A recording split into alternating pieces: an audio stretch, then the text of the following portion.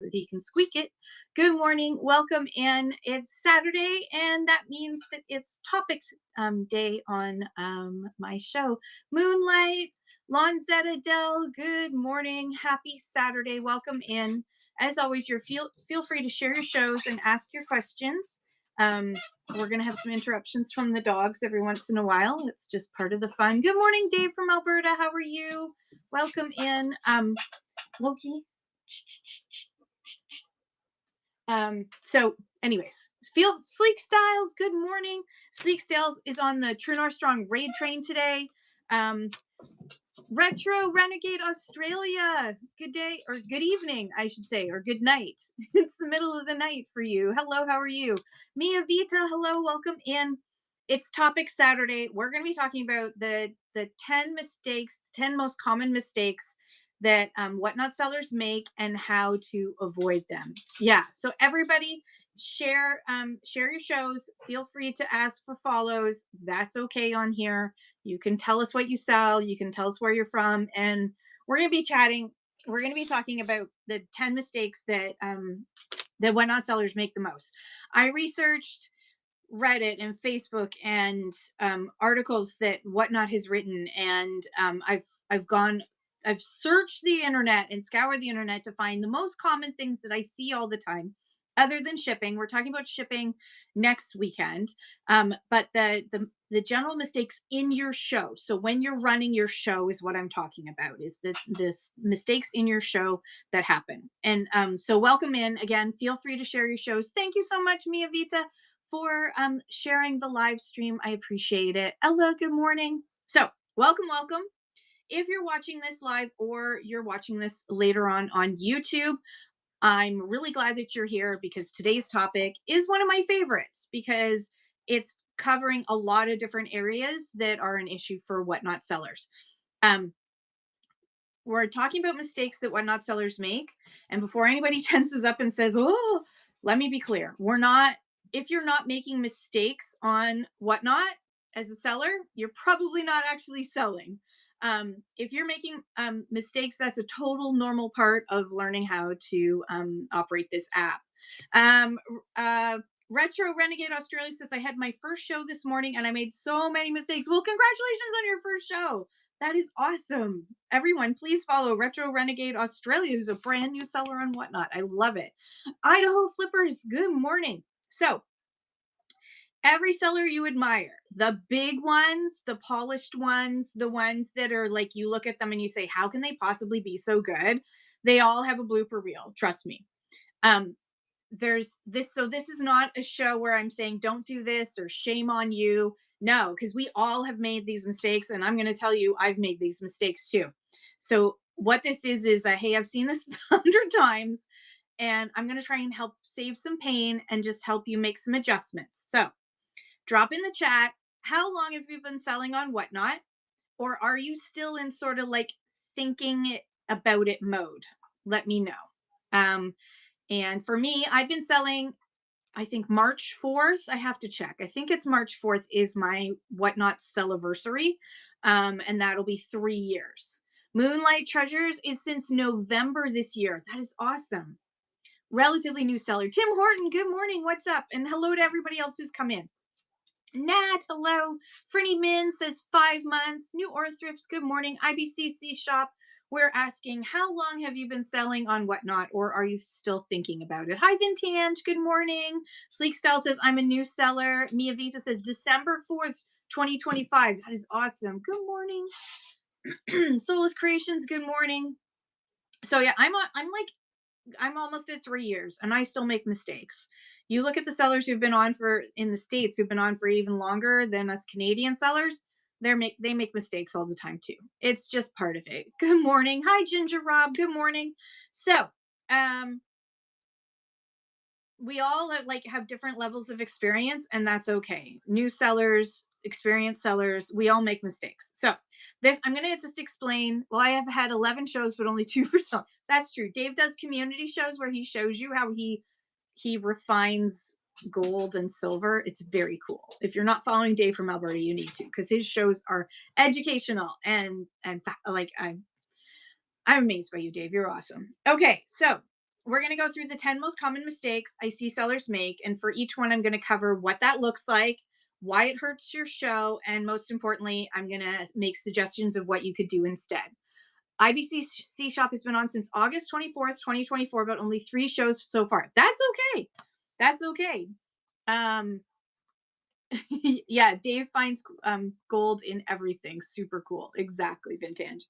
Um, so I will be talking frequently about my 4-week my new 4-week cycle planner. It's a goal planner for whatnot sellers.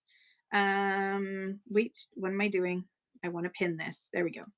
So down below is the free resources for whatnot sellers. If you're watching on YouTube, you can just send me a DM or put in the comments resource, and I will make sure that you get the link.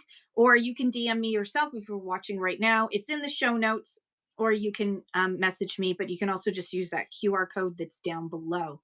And okay, so I talked about that. So I'm going to be looping back to talking about this 4-week cycle planner that I've created because I think it'll be very useful for a lot of people who are trying to make some small changes incrementally. And I think the best way to do that is through a 4-week cycle. That's my opinion. Okay. Um, because I don't want you just to be listening to me and nodding, but I want you to implement some of the things that I suggest. If you don't have the planner yet, it's free. Grab it later. There's no pressure, but it's built exactly for this kind of work. So let's talk about the first mistake that people make when they're live selling on whatnot is that they go live without a plan. And I've seen this so many times. We've all done it. I've done it. I do. I go live and I have no plan, and I'm just kind of like, all of a sudden, I'm like, oh God, like, what am I going to sell first? What am I going to do? So yeah. So Souls Creation says I did that. So you hit go live and you're like, where did I put that box? Hang on a second, guys. I got to go get the stuff I'm going to sell because I forgot to bring that over. And you know what? We've all done it. We're all human. But when you feel scattered, your viewers feel it too. And there might be some sympathy for you. It might be comic relief for them, but a lot of viewers are going to swipe to the next thing because they're there to buy. So oftentimes you will find that viewers will leave if you're not prepared. So who here has hit start for their show before they were ready? And I totally know I'm guilty of this. Souls Creation says I was in a show and it made me not come back again. Yeah. Hi, Crazy Beat Lady. How are you? I mean, it's sort of, it just kind of, it just turns you but a lot of people love it. A lot of people love the chaos. So if chaos and hot mess is your thing, then you can do that. And that's your vibe. It's me. Casey says me, and I haven't done a show since I've had social anxiety about it. I totally understand that. And that's okay to try and work through that first before you do a show again. But we've all been there and we've all done it. So being here and getting some advice before you do your next show is a great way to help or lessen that anxiety. It's me. Casey says I'm gonna try today, so fingers crossed. Everyone check out It's Me Casey. If you got a show, everyone can bookmark it. Retrograde Australia said I thought I was organized, turns out not so much. If you have a show where people are making requests, you're gonna have watch a whole bunch of other shows in order to learn how to do that. We haven't confirmed if Dave is actually from Alberta. IBCC Shop, you're correct. We question it often, but then he does make some comments that make me think he might be trapped in Alberta currently. We might have to rescue him. Okay, so here's what I want you to remember. There's been a guy on here that's been postponing his show for like 3 months now. Yeah, and you know what? Sometimes it's like you don't have that anxiety about making a mistake stops a lot of people from actually doing their show. So and that happens a lot. So if you need to push back until you feel comfortable, that's okay too. I'm not here to judge at all. Souls Creation says I need to start scheduling shows. I have a lot of items to sell. Yeah, so let's talk about that. Okay, so how to make a plan. So here's what I want you to remember. Structure actually creates some freedom for you. It doesn't actually trap you. It just relaxes you because you feel like you're prepared. So like there are the things around you that you're going to need, like pen and paper and a place to, a spot where you can put your sold items versus a spot where you're going to put the stuff that hasn't sold. um, Having your items set up around you, that kind of setup is important, and your lighting, and if you're going to have any background music on, I say don't. It sometimes can be distracting, especially if you're using a cell phone, because the phone will make it sound tinny in the background often, but that's just what I feel. um so you want to have that set up, and then let's talk about the items. So I recommend what I'm calling the three basket structure for how to set up your items. um and you can do that ahead of time, and I'm just in the process of finishing up what is going to be an actual worksheet that you can use for the three baskets system. I was going to call it the three bucket system, but you put your eggs in a basket, so it's a chicken metaphor, so I'm going to go with the eggs in the basket thing. So your items are your eggs, and you don't want to put all your eggs in one basket.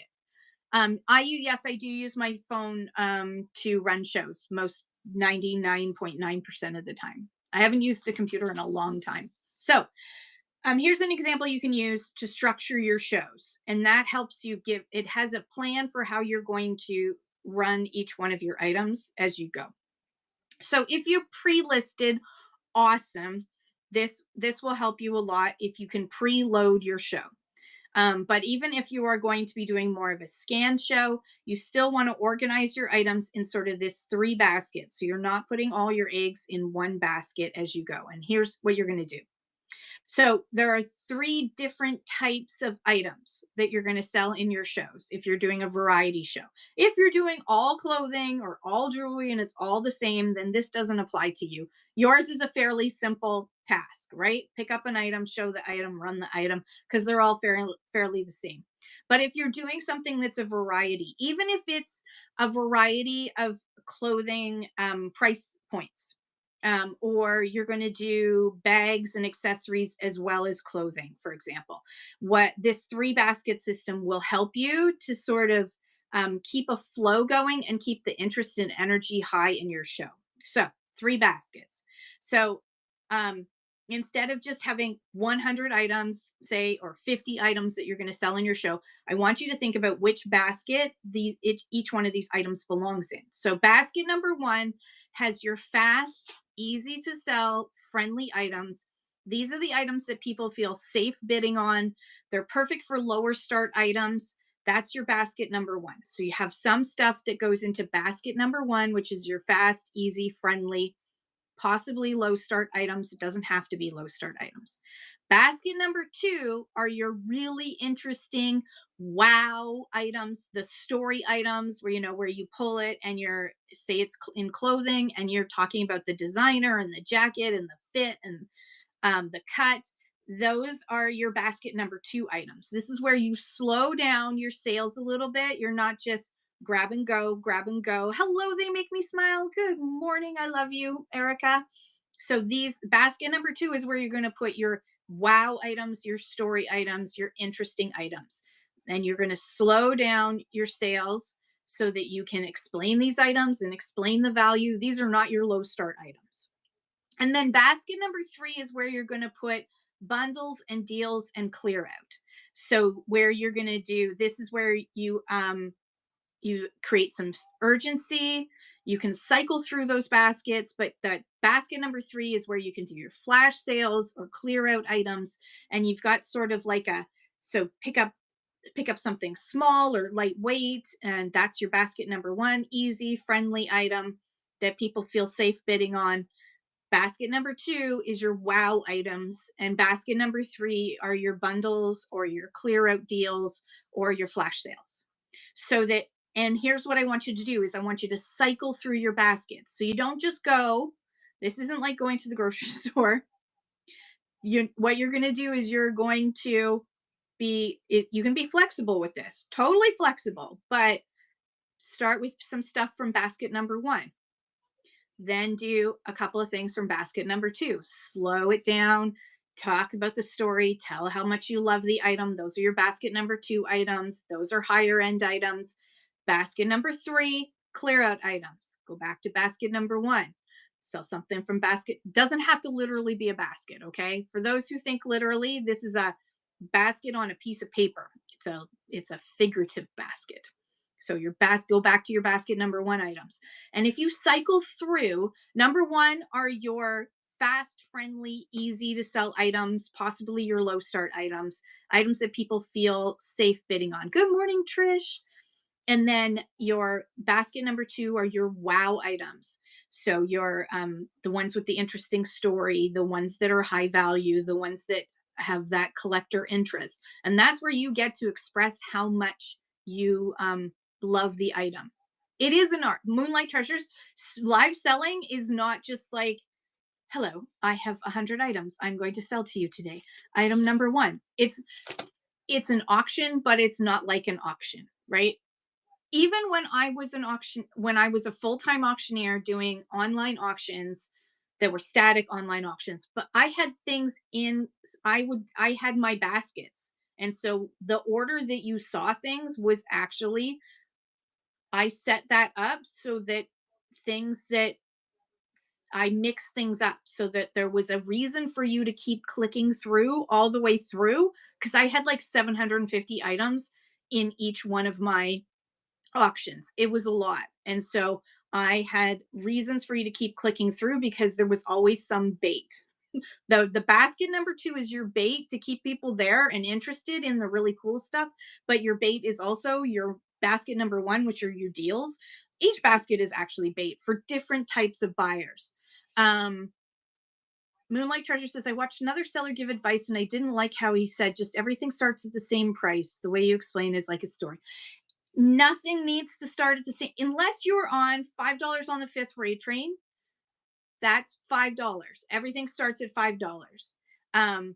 So a curated show can still be run like in the baskets. But a $5 shows can, yes, Mia Vita, this should be live on YouTube. Let me just double check. Let's do that check to see if it's on YouTube. And I'll go over this again, I promise. View all. No, am I on right now? Yep, I'm on right now. We're live. Not, it says, but it says it. I seem to be live. So fingers crossed, it will actually upload the whole thing. But I seem to be live right now on YouTube. So it will save it. And I'm probably going to do some shorts on each one of these. And when I launch the basket worksheet that you can use, the 3 basket worksheet that you can use to put all your little eggs in, then I will do a YouTube video on that. I might do a show on that as well. So you got your 3 baskets. And so you can cycle through those baskets, a few from number 1, a few from number 2, and then from 3. And yeah, changing prices makes good business sense. The $5 crystal shop. Hello. Yes. I mean, not all of the stuff that you're going to sell. If you want to introduce things into your buy it now that are like $25, $35, $45, those can still be, you can cycle through those during your show. So say everything in your auction is going to start at $5, but you have some really banger items. That's your basket number 2 items. They're in your buy it now. You can pin from your buy it now and say, I'm going to show you the buy it now stuff right now. And I'm going to show you this. I know it's not $5, but oh my God, check this out. This is the most amazing piece of crystal I've ever seen. Look and check it out. I'm going to shut off the lights for a second. I'm going to show you the glow, right?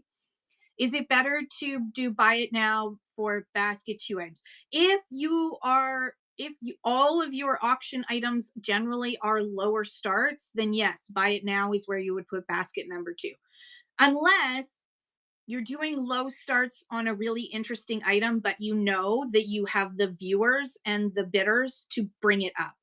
So that's a risk that you take when you, so say something is worth, hey, say something's worth $100. But you're going to put it in, if you put it in the buy it now, we might do a sale where it's like, stop, go get your toy. Where's your trump? Yes, give me your trump. Morning, Eastender. So come on, sit down. Dogs are awesome. And see, it's okay. Stop. Nope. Trump. Get your toy.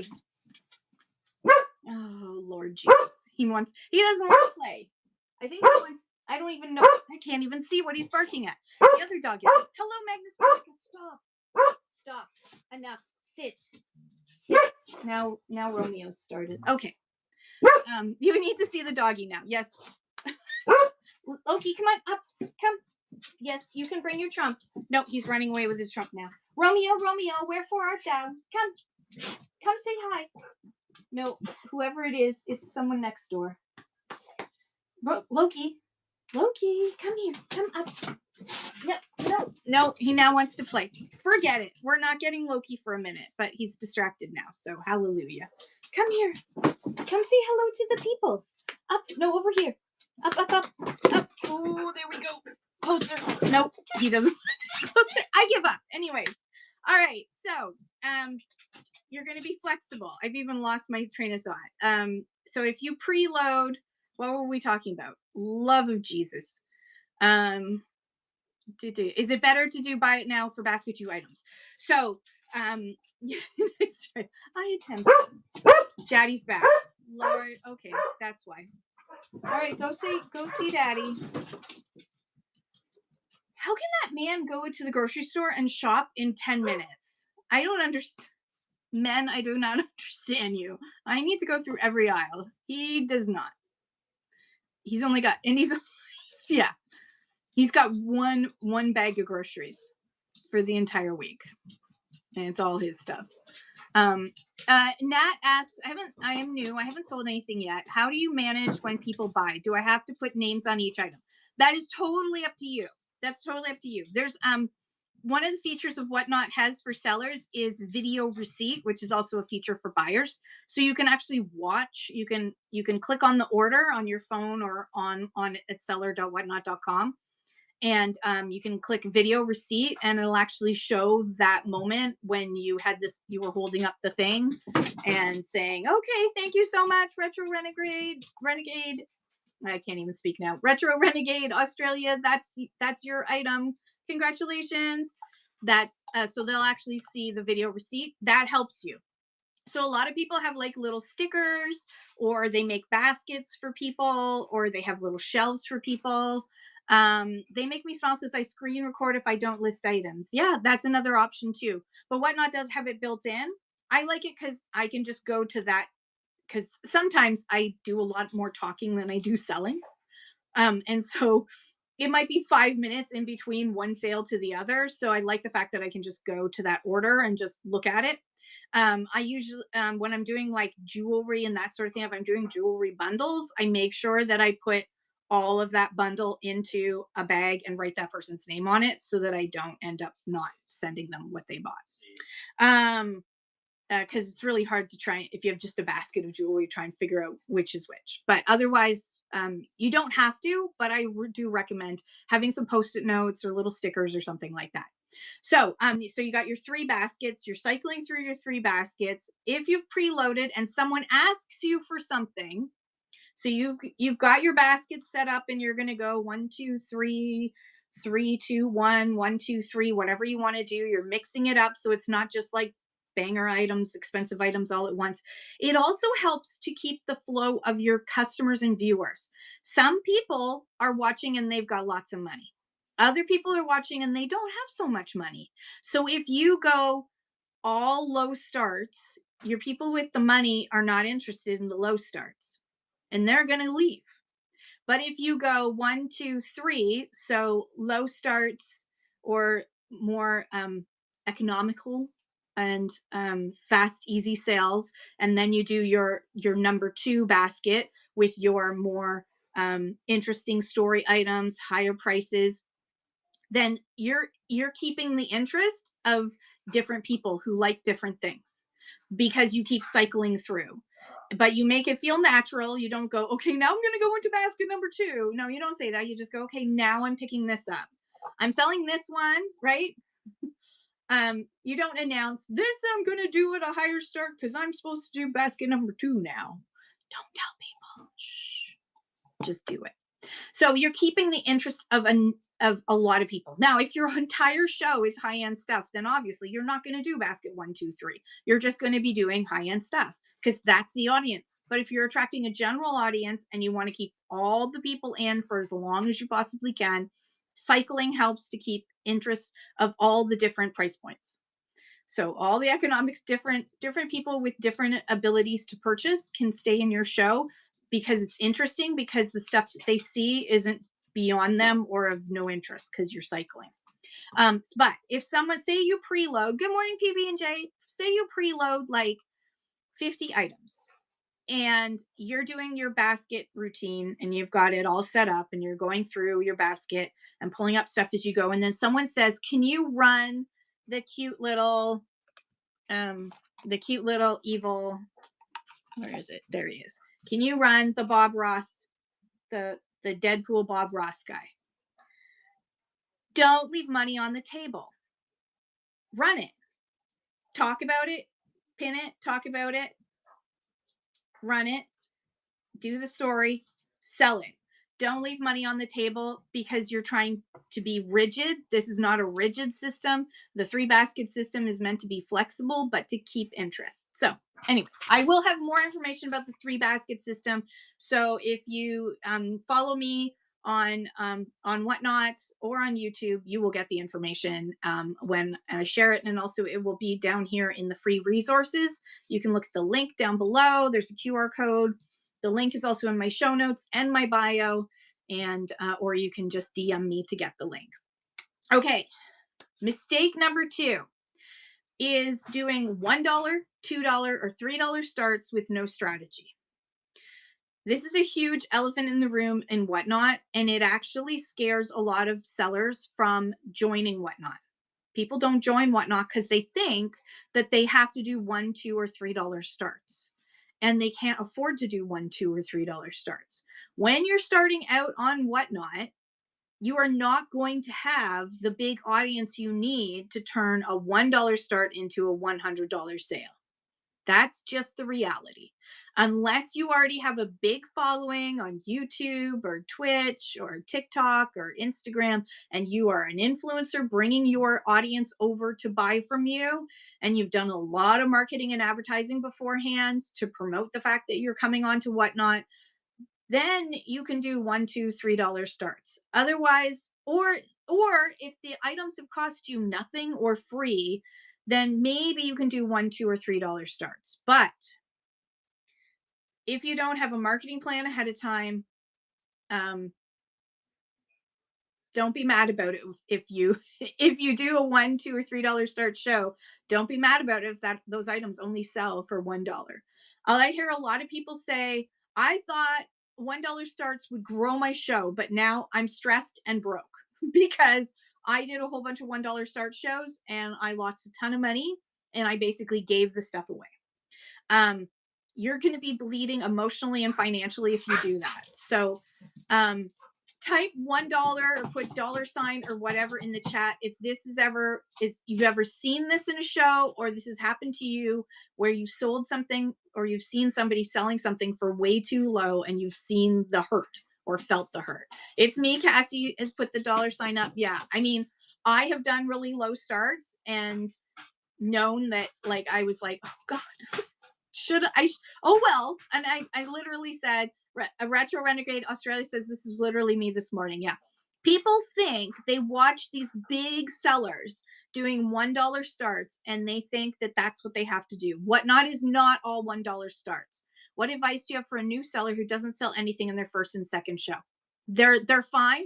They're okay. That happens. Just keep going. It takes 3 to 6 months to build an audience. So, and especially if you're a Canadian, it's not as easy. It's getting easier.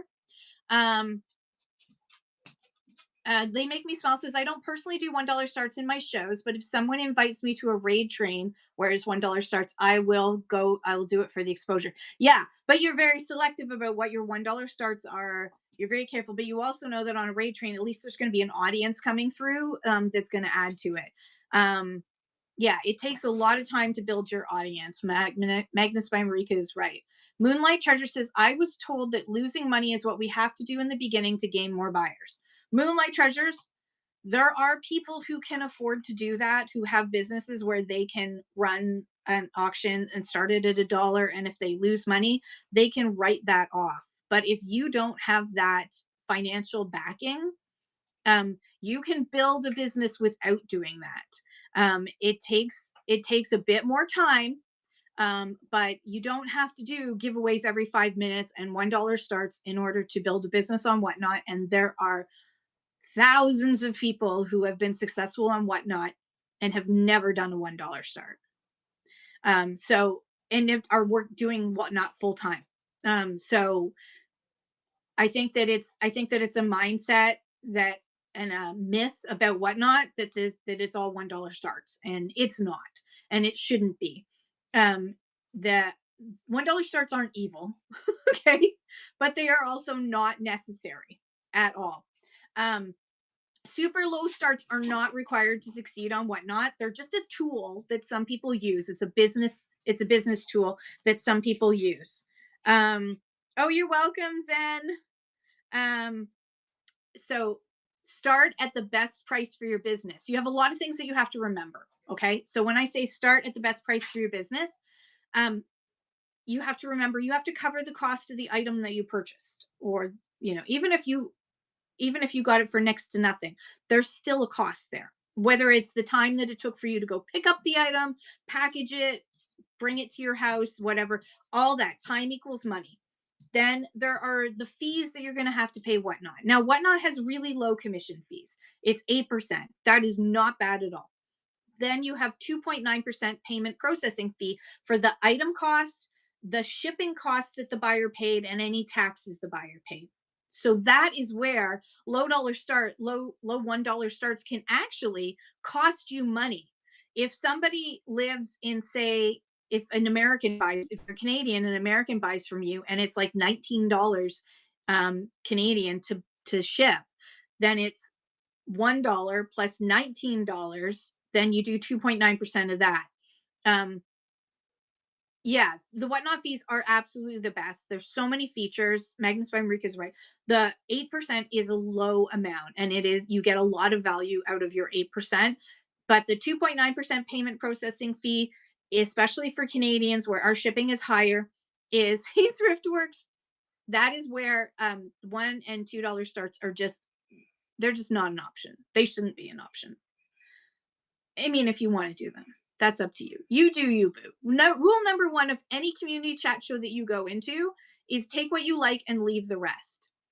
Dave from Alberta says 3 is the new $1 at minimum, in my humble opinion. Yeah, absolutely. I'm usually like 3, 4, or 5 now. I used to be a $2 girl, and I've gotten away from that. Thank goodness. I listen to my own advice. Okay, so if low starts are stressing you out, that is data that you should use, and it's not a weakness. It's you being really sensible about your business. So I have a recommendation, okay, for a 3-lane. Okay, now I know we did the buckets. Now I'm talking about a 3-lane pricing plan. It's a quick fix. I know it's not perfect, and I will be creating a quick reference sheet for this. So there's 3 lanes. So your traffic items, you have your high traffic items. That's like this, the high speed lane, the what do they call it? The lane that's on the far left that everybody speeds the fastest at. Your far left lane, unless you're in Australia, and then that would be your far right lane because you guys drive on the other side of the road. So anyways, the fast lane on the highway, the HOV, thank you. So the fast lane on the highway, that is your high traffic items, low margins, easy sell through. These are cheap, easy for you to get more of, fun to sell. These are okay to gamble with low starts because you can easily get more of them. They sell really fast. There's got a high sell through rate, okay? Which means you buy it, you know that you're going to be able to sell it in your next show. So those are safe for your high traffic, your fast lane. And then you're going to have your B lane. Your lane B is going to be the middle lane. So if we're talking about like a 3-lane highway, your middle lane is the lane of like safety, as they taught us in driver's ed.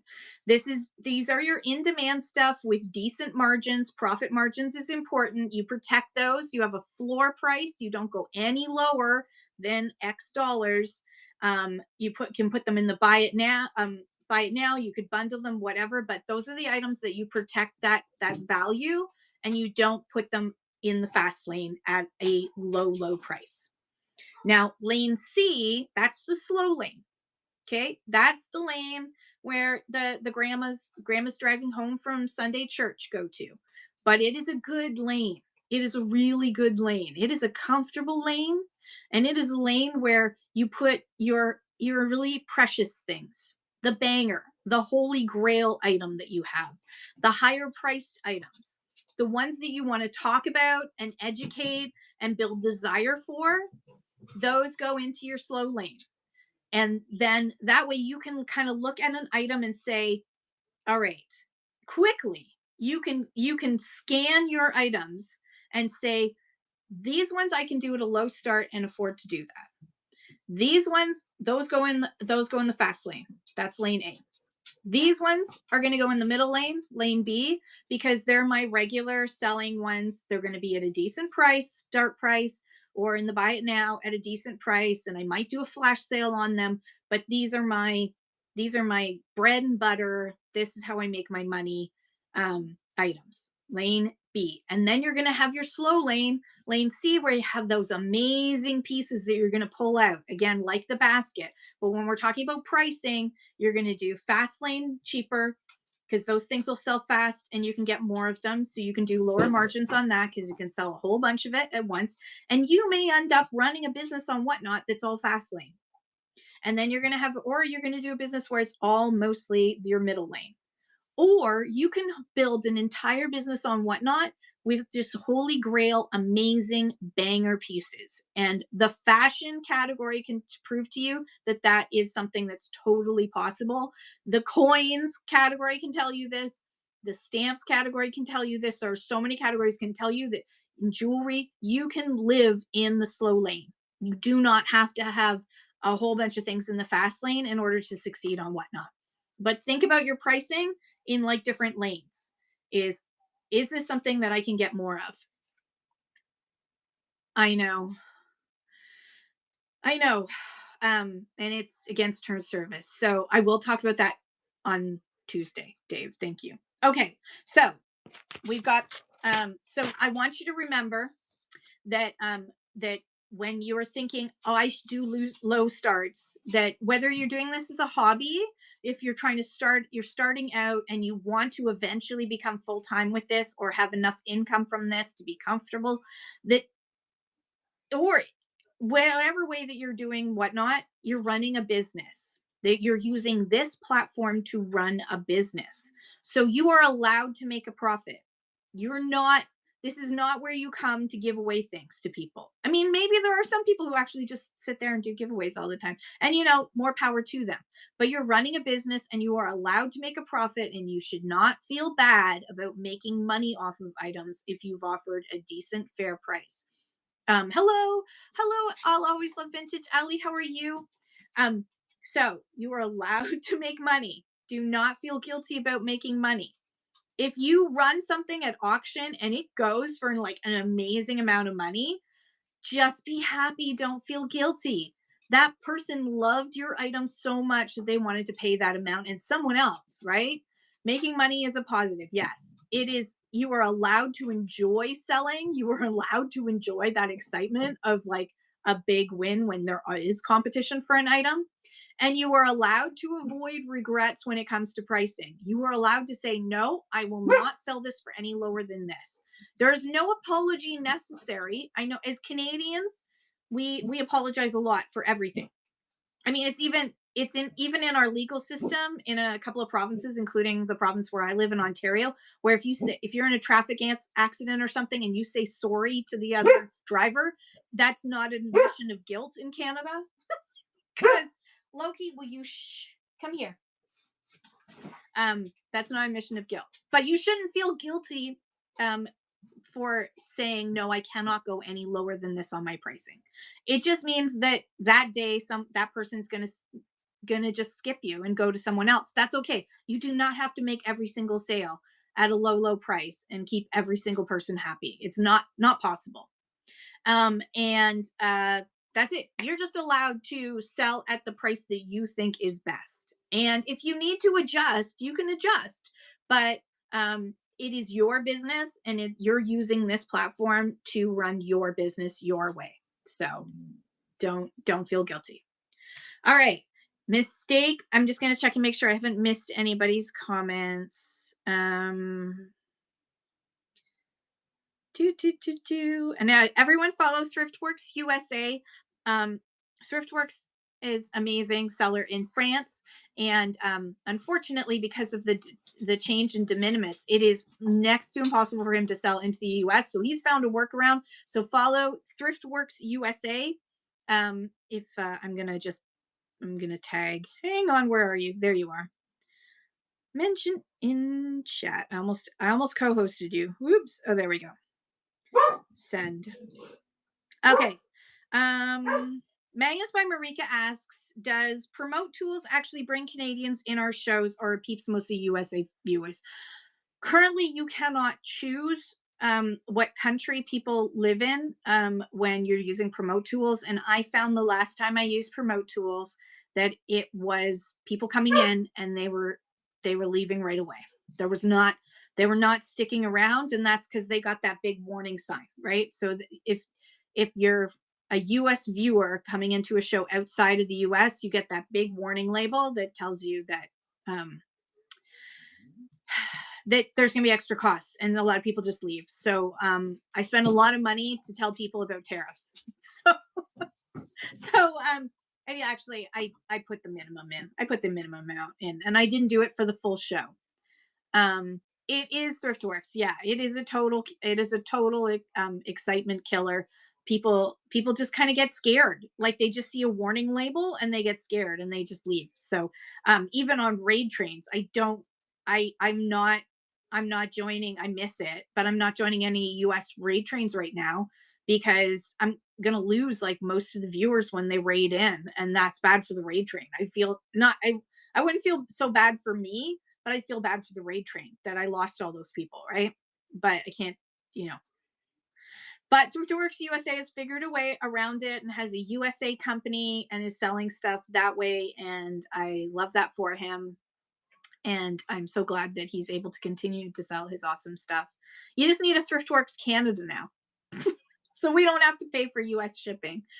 Okay, just do a Thriftworks everywhere. Thriftworks for every single country. Okay, so mistake number 3 is low engagement. Talking at the camera and ignoring the chat. I see this a lot. I see a lot of sellers who are so far back that even with the best eyesight, there's no way that they're able to read the chat. And so they're kind of like, they're back here and they're chatting and everything. And the chat is going like crazy trying to talk to them and ask them questions, and they're not responding because they can't even see it. So try and be, as much as possible, try and be close enough or get back to being, if you're showing clothing, for example, you have to stand back, but get yourself forward as quickly as you can, or have some other device where you can read, like even if it's a laptop that's put up high near where you're showing off the clothes, where you can just glance over and see if there's any comments. Because people will ask questions while you're running an item, and you're trying to show it, and they'll say, what size is this again? And if you don't have a moderator to quickly answer that question, or, can you show the back of it, and you don't see that while you're trying to, then you're going to miss out on a sale. Pac-Man Girl says, I put a Canadian flag on my bookmarks so people know I'm a Canadian seller. Yeah, your Canadians will know that because of the way that Whatnot sets things up. Dear Whatnot, just put everybody's flag at the front of their show so that we all have that. Nat says, do you suggest Chit Chats or Canada Post? I suggest the one that's closest to you. 6 of one, half dozen another, in my opinion. Some other people may have different opinions, but you pick the one that's the most convenient for you, because you're going to have to go and drop that off. So if Chit Chats isn't close to you, mine is 35 minutes away, I pick Canada Post. If Canada Post was to go on strike again, and it doesn't look like they're going to, please, Saint Anthony or whatever saint I'm supposed to pray to, I would go back to Chit Chats, obviously, if Canada Post was an option, but Canada Post is down the hill. Brielle says, I can't even use Chit Chats. Yeah, because you don't live where Chit Chats is. So Canada Post, It's a Canada Post negotiated rate. Yeah. So like a lot of places that Chit Chats delivers to um is Canada Post uses Canada Post anyways for the last mile delivery. So it's kind of like you're paying your customer is paying extra. Um Pac-Man girl, that's very smart. Um do you know if the shipping you'll have to rephrase that. Whatnot rates are $10 cheaper than counter rates. Yeah, whatnot rates are really good. Whatnot's rates with Canada Post have become really good. They were horrible before. They're much better now. So we do have decent rates. They're a little bit more expensive than Chit Chats, but not by a significant amount. That it unless you live in like if you live in the GTA or you live in like metropolitan Montreal, then they're a little bit cheaper, but not significantly. Chit Chats upped their prices a while ago, and that change 1 hour away, but I don't want to be Nat. It's so little of a difference that just focus on selling. And if you want to, you can offer a coupon in your show. But if it's 1 hour away, that's 1 hour a drive, 1 hour back. That's 2 hours plus out of your day just to do that. Plus gas. Don't forget about gas. So like your time and energy and your gas money. It was costing me when I did the Chit Chats test. I was only going 3 times a week and it was $70 worth of gas that I had to spend. Yeah. So I recommend that you just pick what is closest to you or most convenient for you. When doing shipping adjustments, is the pricing the same on both services for the same size package? It is slightly different, but again, if you're doing a shipping adjustment, you can't adjust, like you can't say I'm with Canada Post, but I'm going to adjust it to Chit Chats instead to try and get a cheaper rate. It is for Dave from Alberta, Canada Post is cheaper than Chit Chats. Unless Dave's buying from me, and then I'm using custom shipping profile.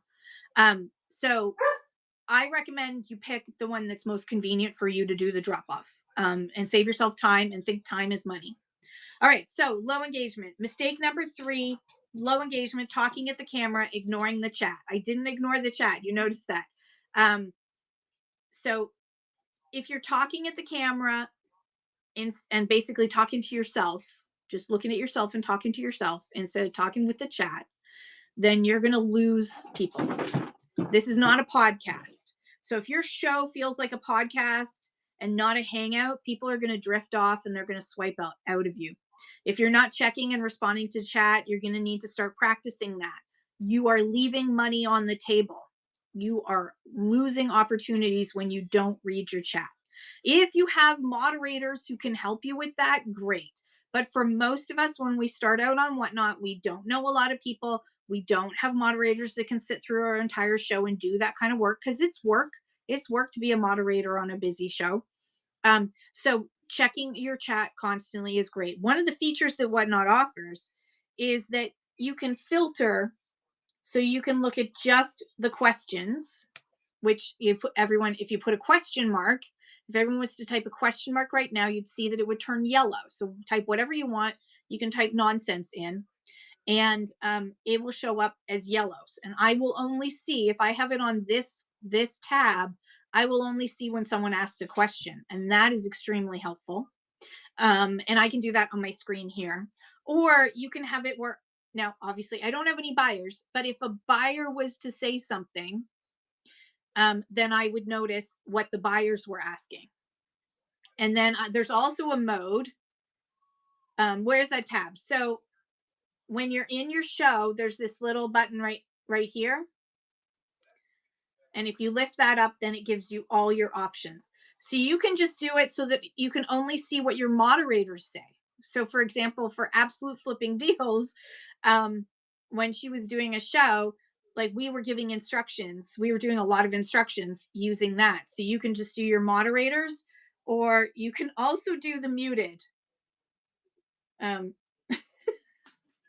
can also do the muted, so you can see the muted. Oops. Yeah. What's happening? Okay. So you can actually see the red chat. So if you wanted to, if your mods were communicating to you through red chat, you would only see the red chat. That's so there are a number of people who can be trusted to mod in shows. It won't take long to find. Yeah.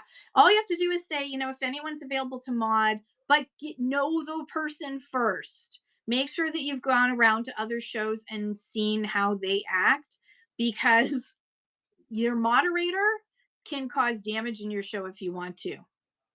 Which one is questions only? It's called questions. And you put a question mark. So Pac-Man Girl, if you'd put a question mark there, then I would have been able to see it.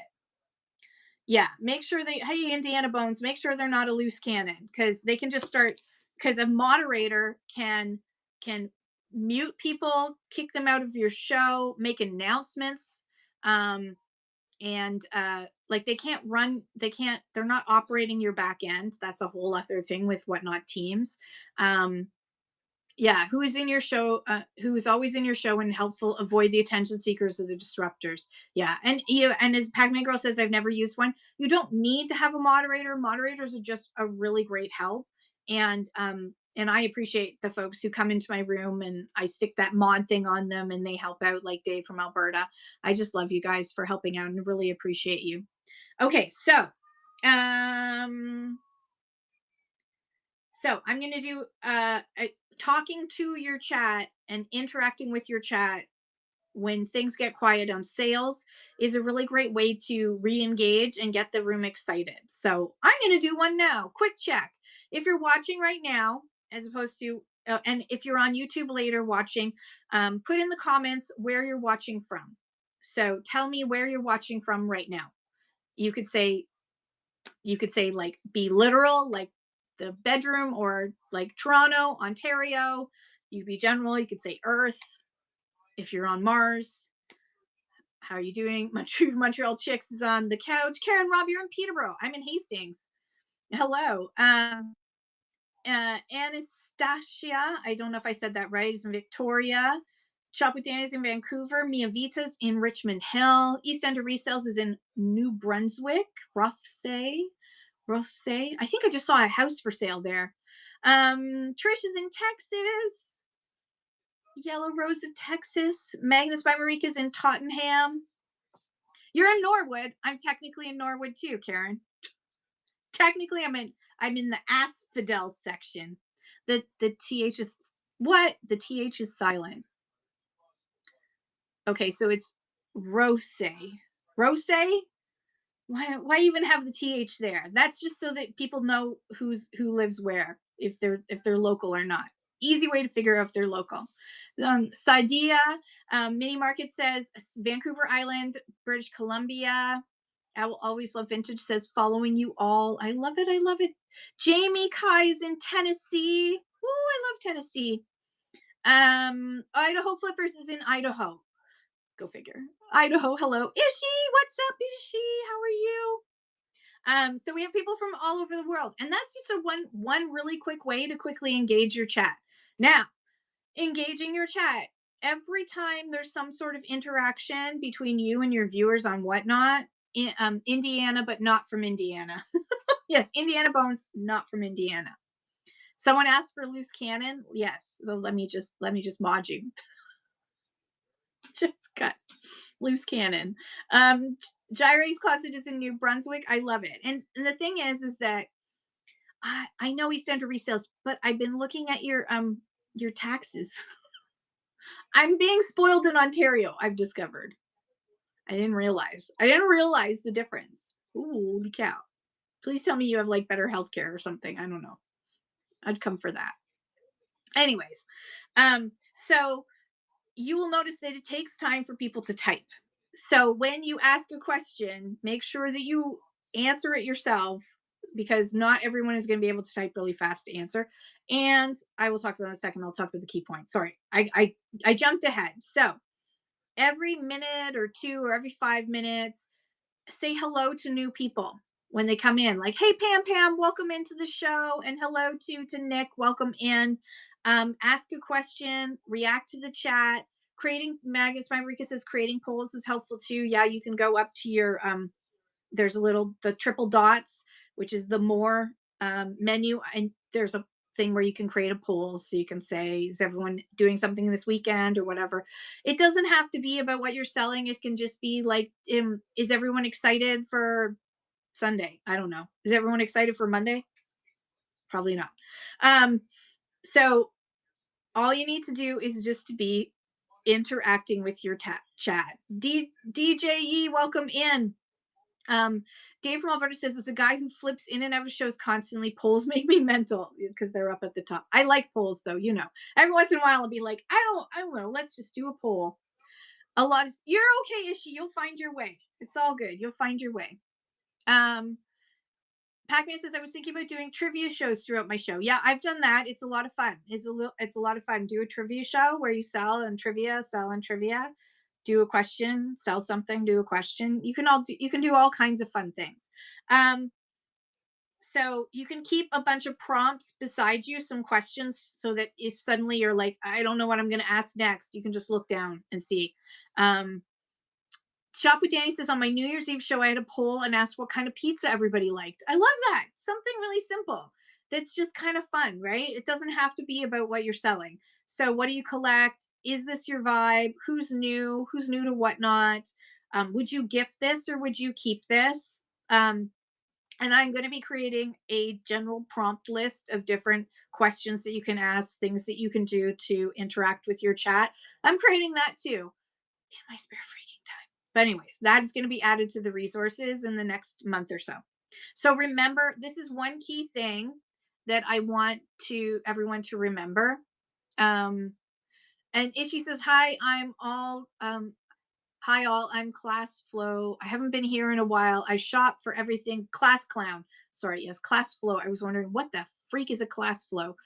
Ishi Wally is the Class Clown, and that's why we love him. Hello, Ishi. And okay, so remember that in any show, the majority of people in a room, whether it's busy or not with the chat, are not going to say a word. So, like 80 to 90%. Every time I've done little polls and I've seen other sellers doing polls, like, do you like to talk in shows? Do you not like to talk in shows? The majority of people do not like to talk in shows. And that's for a number of reasons. I don't go into shows. I don't use incognito. If you see me come in and I don't say hi, it's because I was accidentally flipping or I was just quickly checking something and testing something. I had to go into your show. So I don't use incognito, to be honest. I feel like maybe I should, so that I don't, because I feel like I just sometimes I go into shows and I kind of disrupt the flow because people start saying hi to me and I feel bad because I'm like, just go back to selling. Don't say hi to me. Just go back to selling. Um, Pac-Man Girl says, I notice people know me, how my shows go, or they're used to me putting down the phone. I'm very transparent. Yeah. So the majority of your viewers are not going to speak up at all. So that's just how live selling goes. People are watching, lurking. Rewards program busted me lurking the other day. Yeah, the rewards program, you can actually turn that off somewhere too. I think that's in your rewards program settings where you can turn off the announcement that you've gotten the reward. There's an extra setting for that. So if nobody answers your question, so if you say, what's everybody going to do this? What's everybody up to this weekend? I'm going to be I'm going to be working. I'm going to be going to the market and working. But if nobody else answers, do not assume that you're boring or you're doing something wrong or that nobody loves you or you're failing in some way. Do not let your anxiety tell you an untruth. It just means that people are busy and that most people don't like to chat in shows. So ask the question, answer it yourself, and then keep going.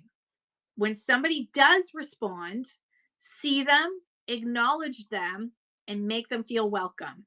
Pac-Man Girl says, I noticed the ones that talk in my show are regular viewers, which I appreciate. They become your friends.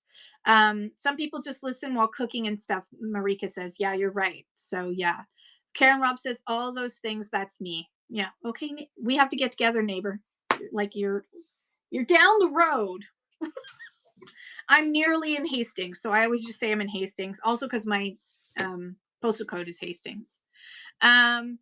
Some of us watch while we're at work too. Yes, yeah, a lot of people, Mia Vita and Shop with Danny both said lots of people are watching while they're at work. Yeah, so they have it muted, so they've only got closed captioning, and they're watching and they're bidding. And the thing is that's why when you're doing a show, this is why I always say if you touch it, run it, because somebody who's at work can't stop and type run because they're at work and they're not supposed to be using their phone. They're just watching. And every once in a while, they might, a quick swipe is one thing, a type is another thing. A type takes longer, right? So if you touch it, you run it no matter what. Even if the person who asks for it says pass. Because how do you know that there isn't somebody else in the room who wants that thing? Just because the person that asked, hey, can you show me the evil, whatever his name is, paladin, evil guy, whatever. Can you show me the evil guy? And then they're like, pass, run it anyways. You could be leaving money on the table because somebody else in the room might want this thing. So just because nobody says run it, as far as just remember, Kim said run it. Even if I'm not there, Kim said run it. So run it, okay? Someone bids who came out of nowhere. You didn't even know they were in the room. They never said hi, and all of a sudden they're bidding. Make sure you thank them. Thank you so much for that bid. Oh my gosh, I'm so glad this is coming to you. Oh, isn't that cool? And then the person who said pass, this happens a lot. I'm going to run this for $10. The person says pass. I run it anyway. Say, well, just in case someone else is interested in it, I'm going to run it. Run it. And then someone bids on it. And then the person who says pass for $10 is now bidding $15, $20, $25. It happens. I'll always love interest says, I'm putting that on a t-shirt. Kim said, run it. Just run it. I never ask. Dave from Alberta says, I never ask for things to be run because if I think it's good, someone else might bid against me. Thank you, Marika. Sadia Mini Market says it happens a lot that people come out of nowhere and start bidding. Wonderland Shenanigans says, asked twice if anyone wanted a $3 Afghan listing. Crickets. Ran it anyway, sold for $19. Yeah. If just because nobody speaks up doesn't mean that it isn't wanted. And you know what? If you run it for 15 seconds, like I don't like to do 30 seconds, but you do you, boo. I run it for 15 seconds. It's only 15 seconds. It's just 15 seconds. If it doesn't run, you say, hey, no problem. Okay, let's move on to the next thing. But run it. You may be leaving lots of money on the table. Hi, little squirrel and baby squirrels. Okay, so there. All right, I've done that. Oh my God, we're on number 4. We've made it to mistake number 4. This is one that I see very often, is having too much inventory in your show. If you go to your store, if you look down here, mine's got a number of 184. Sometimes I go like 300 and something. That's a bit much. That's too much because people don't have time. This is not the Sears catalog where people have time to sit down in front of the fireplace and go through the wish book. For those who are old enough to remember the wish book, to go through the catalog and figure it out.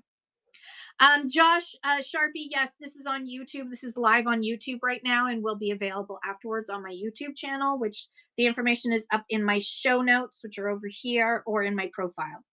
I heard from American Seller that we should do 20-second because Apple Pay takes longer to process. Well, that makes no sense because sure, Apple Pay takes longer to process. I mean, if you were doing 20-second, 20-second, 20-second, 10 or 10-second, 10-second, but in between, the Apple Pay will have enough time to process the purchase. It doesn't, Whatnot, when you bid, Whatnot doesn't immediately charge your account. So it doesn't charge Apple Pay until after the auction is over. Then it charges Apple Pay, and then you'll see up at the top. So that one doesn't, that one not logical. That's not logical. Sorry.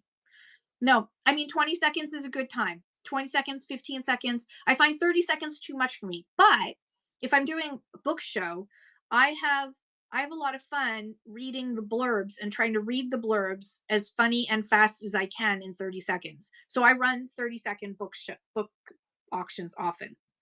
because I'm showing the book and then I run and I read and see if anybody bids on it. And sometimes I have to keep reading because people start bidding, and every time someone bids, it ups the time. What Pac-Man Girl asks, what time do you feel comfortable with? I'm a 15-second girl. I really like 15 seconds. Um, I'll always love interest is if mystery boxes aren't allowed, can I not do blind date with a book because I have that plan? You can. Yes, you can do blind date with a book. It's called surprise sets. And so what you need to do is you are going to have to list all the books anyways. You list the books and then you can do a blind date with a book, but you have to list it as a surprise in a surprise set. You can learn more about that at help.whatnot.com, and then look for surprise sets.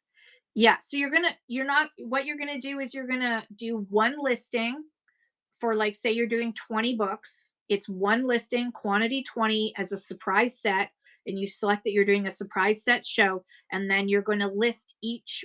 You have to list the details about each item. So book title, author, year it was published if you want to. Hey, Crystal Darlings, and um it's condition. Condition is important, right? Especially for books. So date it was published, title, and the condition. And then you would just do that for all of them. So you don't do individual listings, you do one surprise set listing. Yeah. It's not a complete surprise, but that's the point. And it also needs to, so it, like, you're doing the right thing because it's all books. You can't do books and bookmarks. You can't do books and bookmarks and mix that together. It has to be one or the other. So then what people could do is that you could have, like, 1 through 10 books, and then they can say, I'm going to pick number 2, and you could have hints on each book so that they know, oh, it might be one of these. But a lot of people, yeah, genre and condition, but you have to also put the title. It has to be super clear. So because there were a lot of people who were scamming that way. And you don't have to put the floor or ceiling anymore. That's gone as well. Okay, so mistake number 4, too much inventory. You're bringing everything you own to one show. Um, why not do books and include the books? You can include a bookmark with the book, but you can't do books and then you're either going to get a book or you're going to get a bookmark, because they're two different things. Has to be all the same thing. Same with jewelry. You can't do a jewelry surprise set where you're either going to get a brooch, a necklace, a ring, or a bracelet. It's either all brooches or all rings or all bracelets. So no surprise. Same thing. They in Disney bags, they do. They were doing backpacks or wallets. So you'd get, like, either a what they call them, something fly. You were getting an expensive fly whatever backpack, or you were getting a wallet. And people were bidding up really high to try to get that backpack and ending up with the wallet. So it has to be all the same thing. So you can read more about that at help.whatnot.com. All right. So if you bring everything you own and turn your store into, like, on your live show, it's one thing. You can have 500, 600. I can't remember what the maximum number of items you can have is. Anyways, you can have a lot of items in your Whatnot profile shop. You can have a lot of stuff there in your little marketplace store on Whatnot. You can have a lot of things. You can put all kinds of stuff on there. And that is great. And that shows all the stuff from all your different shows is all going to come up that you've already preloaded. Even your Buy It Now stuff is all going to come up and show up on your profile so that people know what it is that you have for sale. That's great. But in your live show, you want to make sure that you don't have too much inventory. You want to have a bunch of stuff in your Buy It Now if you can. And if you're running auctions, you want to have a certain amount. Don't overwhelm people when they come in with too much for them to scroll through to shop for. They will get tired and they will leave. It's too much for the brain. It's too much for the little brain. I know I have 184 items. Most of them are pins. Most people just kind of scan through while they're listening to me and they might pick out a pin or two. I just kind of add some more pins every once in a while and little stuff like that. But that's my Buy It Now. And that's sort of off from my auction and what I'm doing. Even when I'm doing a sales show, I will have a bunch of stuff in my Buy It Now so that if you get bored while I'm doing books for a bit, you can go and look in my Buy It Now and do some shopping while you're waiting for me to move on to the next thing. so I don't lose you and you go somewhere else. You'll hopefully go. If they buy it now while buying an auction, does it get yeah, it all bundles together. So everything that somebody buys in one show will bundle into their box. It's basically like everything goes into one box. So I say that you a fix for this is so okay, so you bring everything to your one show, you have all that stuff in. You're going to feel overwhelmed because you got too much to sort through to try and find the thing that you want to auction. Buyers are going to feel overwhelmed and nobody wins in that situation.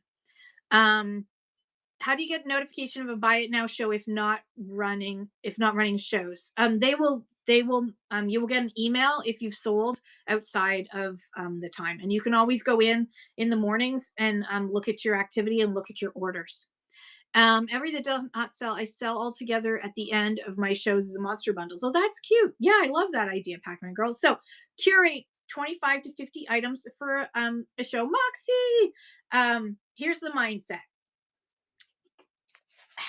Leaving items for next show, next time, is how you build return viewers. You can say, I'm going to run through these things, and you know what?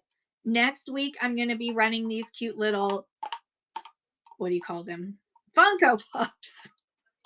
I'm going to be running all these cute little Funko Pops next week, right? You can leave some stuff on the table for next time so that people have a reason to come back. You're not running out of items. You're building a reason to come back. So, who here has over prepped? And be honest. I, for sure, have put too much stuff in shows in the past, for sure. Um, uh, can we sell random items, like random sticker? You can have, like, yeah, you could put like stickers, but they're all like, they're all going to be positivity stickers or that sort of thing, as long as you are clear that they're going to get a random selection from 5 positive stickers. Yeah, absolutely, that's okay. Especially for stickers and that sort of thing. They totally understand. It's very much context, right? It's like, if you're doing, especially if you're doing an auction where they're gambling, it's one thing. They don't want gambling. Um, I do too little, but shoot for like 20 high quality items for me. But for me, this is just fun. Two Montreal Chick says it's hard to judge. Good morning, Donna. How many items in a 3-hour jewelry show? Yeah, and I mean, the one thing that's great about jewelry is that you can run your pre-listed items, and then you can also grab other stuff to pull in, and just keep running. So for jewelry, it's just keep going until it stops selling. And um pick one isn't gambling then, right? Like, no, so if you have like on choice, where it's like the wheels turning, you got 5 things on it and you can pick one on choice, one thing from there. No, that's not gambling. That's a good fashion auction way of selling stuff. I am very tired. I am extremely tired. Thanks for noticing. Is there a reasonable way to purchase from a US show and not have to pay major high prices? Not really. No, no, because even the mail, like, unless you have a US address and you go down there all the time, then no, sorry, there is no way to get around the shipping expenses. The way to get around it is to buy Canadian. Um, Trish says, once I start selling, can I sell from my home in Texas and also my mom's in Oklahoma? I don't know your laws, so I don't know. I would just check with Whatnot Support. I mean, they don't care what state you're in. It's just a matter of what your state laws are for your business. So I'm sure it would be fine for you to be in Oklahoma and selling. I think it should be fine. I've seen a lot of sellers who hop around to different states, but I'm not a legal expert on the US of A for sure at all. I'm sorry.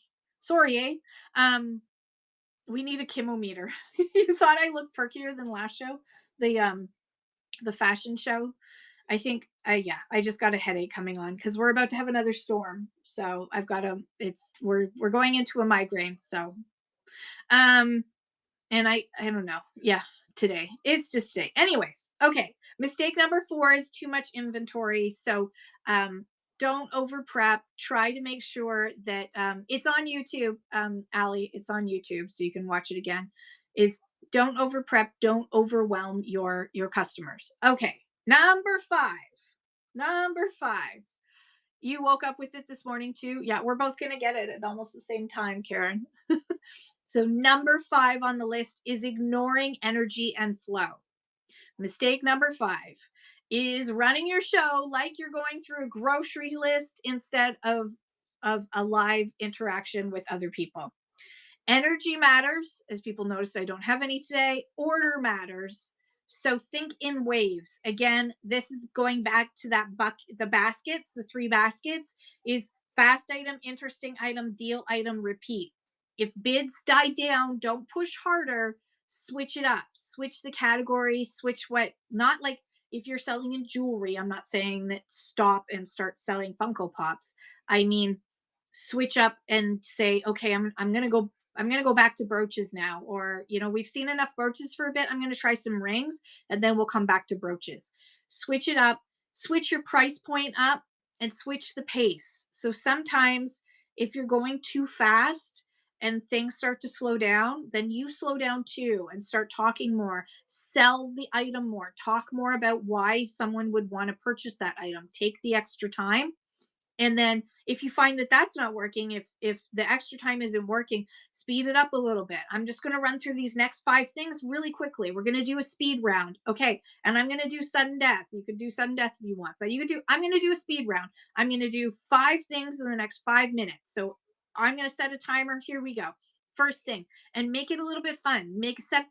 Pick up the pace for yourself and push yourself to do that.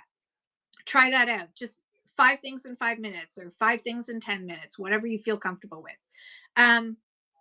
Introduce a coupon. If you've already made up some coupons, say, you know what? Don't say the bids are dying down, so I'm gonna offer you a coupon. Don't say it that way. Don't acknowledge the quiet. Just say, you know what? I'm gonna offer a coupon. You guys have been so awesome. I really appreciate you being here. I'm going to give you a coupon right now. Here's the coupon code. It's poop-de-woo. All right, everybody put poop-de-woo in their don't do that because it doesn't work. I just made it up. Put it in the wallet. Put it in your wallet, which is over here actually. Put it in your wallet right now. Put in the word poop-de-woo and that'll give you $5 off your next purchase of $20 or more. Okay, I've got this awesome item. It's $20. So that means if you use my poop-de-woo coupon, it's only going to be $15. Let me start running that now. Again, little things to introduce something different to wake up your audience. Do a flash sale. Just say, for next 5 minutes, $5 off. Yeah, that's a great idea. Pac-Man Girl says, I say for next 5 minutes, $5 off every item. So I'm going to take $5 off every item for the next 5 minutes. Let's say how many items I can run through in 5 minutes. Start a flash sale. And always remember, if you touch the thing, run it. I'm not selling today. It's a community show, so I'm touching and not running. But if you touch it, run it. Always, if you've got the item preloaded, pin the item first, then grab the item and talk about it, then run the item. That gives if anyone is bookmarked that item, save that item, they'll get the notification. That gives them some extra time to come into your room to buy it. That also gives everybody some extra time to match up what they see down below, the information they see down below, and the item they see up in your hand, right? So if you have pinned, if you have still have pinned the last thing that you sold down below or didn't sell down below, and then you hold this up, anybody who comes in new is not going to get why this doesn't match with this. And then you're going to pin it and run it, or you're just going to run it without pinning it first. Pin, talk about it, run it. Pin, talk about it, run it. Pin, talk about it, run it. Pin, talk about it, run it. Really important. So low energy in your show from your viewers, low bidding, low talking is just information for you that you need to switch things up a little bit. It's not a personal attack. It's nothing about you. Pin it, show it, run it. I love that, Moxie. Yeah. So it's not a personal attack on you. It doesn't mean that you're failing in some way. It just means you need to switch it up. Just be a little bit flexible, switch it up, try something else. I know it's totally cute, isn't it? I don't know if that his face is meant to have that little spot there. I have to look it up to see if that's something I need to get rid of or if it's meant to be. It's very cute. I got a whole bunch of them. I didn't think so. I didn't think so. So I'm going to have to find my little magic eraser thing for stuff. Okay, mistake number 6. We're getting there. There's only 10 mistakes, so we're getting there. Oh, mistake number 6 is not explaining what's happening. So I see this a lot. This is a huge thing. We've got 25 people in the room right now. Oftentimes, the people who, like Moxie just arrived, there's a few people that have just arrived. I haven't done what I should do myself, is say welcome in for everyone who's just coming in. Today we're talking about the 10 most common mistakes that people make when they run their live shows on Whatnot, and how to avoid that. We're on mistake number 6. If you have any questions, feel free to ask them. I'll try to get to all the questions and comments that I can. But it's a busy show, so I'm going to try and get through everything as quickly as I can. So welcome in. Feel free to share your shows and ask your questions. That's a long version. So this is like, but you can do this in your show. So you're wanting a clothing show. You've done a few things. You notice that there's some more people that have arrived in. Welcome in, everybody. Thank you so much for joining us. We're just going through some clothing today. If there's a size you need, yell it out in the chat. And if you're just here to just check out and do some window shopping, just tap the screen, show some hearts so that I know that you're here. And welcome in. Okay, we're going to run this next thing now. Simple, easy peasy, cheesy wheezy. Just do that. Yeah, explain a couple of times. So every 10 minutes or so, even if you're doing a 3-hour long show, every few minutes, you want to just quickly just go, hey, thank you so much, everybody, for coming in. Welcome, East Coast Vintage Treasures and Patricia. I'm so glad you're here. We're just running through the 10 mistakes that people make. I'm working on number 6 right now, which is not reintroducing yourself and explaining what's happening, especially if you're doing, for example, like Allie's thinking of doing, I Will Always Love Vintage is thinking of doing this really fun blind date with a book surprise set show. And that's going to be so much fun. But when someone comes in halfway through the show, they're not instant. People don't read show notes. They're not going to go instantly to the show notes. So it's like, hey, welcome in, everybody. We're just doing blind date with a book. It's a surprise set. You can read all the different books that are in the surprise set. If you look down below, I've pinned the item. You can just click on that and read the whole list. We're on this book now. Really easy. Just a quick little, it doesn't even have to be 30 seconds. It can be shorter than that. It can be longer, whatever you're most comfortable with. But and I don't do this enough, explain what's happening, welcome people in every once in a while, because new people arrive all the time. They drop in constantly. And if they're confused about what's going on, if they're not too sure, if they don't feel welcome, they're just going to leave. So you're going to say every 10 minutes who you are. Hey, everyone, thanks so much for coming in. The new people have come in. I'm the Red Rooster. I'm Kim, and I'm selling a whole bunch of stuff today for this antique market. The bidding is fairly simple. Everything is the tag price plus 50%. And next up, I've got this really cute Funko Pop. It's not annoying. It's necessary. You're going to feel like the people who've been with you the whole time have been listening to this over and over again, but they're going to get it. They understand. You're welcoming in the people that have just arrived. Moxie Anna says, validates the peeps just coming through, show hopping. They feel included and could make them stay longer and perhaps follow you. Absolutely. Pac My Girl says, with my big bundles, I try to remember to explain it before I run it. So important, especially with like big bundles where you want to make sure that people understand the value of the item that they're getting. Don't assume that everybody knows the value of what they're getting. Make sure you tell them why it is so important that they bid and why they're getting such a great deal. So I'm going to be creating a simple fill in the blank script that you can use. That's another one of my projects for this month, is this next 30 days, is I'm going to be creating a fill in the blanks reset script you can use to just look down and remember I've got to welcome people. And I'm going to make them so they're like cue cards, so that you've got like these cue cards that you can just pull up and have beside you. It won't take up too much room, just to remind yourself that you need to say hello every once in a while. Mistake number 7. Oh, I need to get it something to drink. We're gonna have to go on a road trip in a second. So I'm gonna do mistake number 7, then I'm gonna grab a drink. Mistake number 7 is apologizing too much. We Canadians are bad at that. Sorry. And getting down on yourself while you're live.